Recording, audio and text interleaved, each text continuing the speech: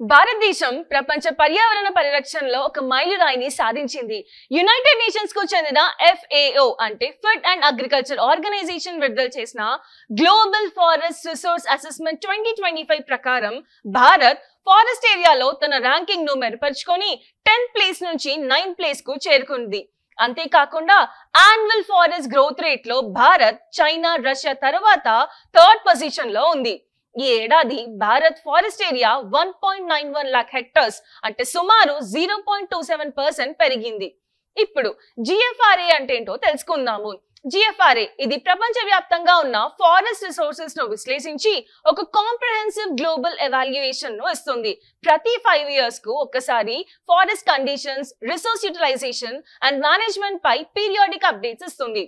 The main reasons behind India's rise in this ranking are Green India Mission, Campa, National Afforestation Program వంటి ప్రభుత్వ కార్యక్రమాలు. ఇవి అడవుల పునరుద్ధరణ మరియు కంపెన్సేటరీ అఫారెస్టేషన్ ద్వారా అడవి విస్తీర్ణాన్ని పెంచాయి. అలాగే వందన్ యోజన మరియు జాయింట్ ఫారెస్ట్ మేనేజ్మెంట్ వంటి పథకాలు గ్రామాలను అడవుల సంరక్షణలో భాగస్వాములను చేశాయి.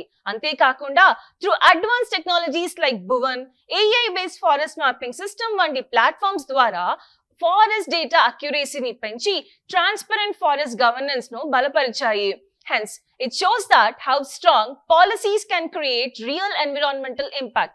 Truly, India is moving from policy to planet impact. Thank you.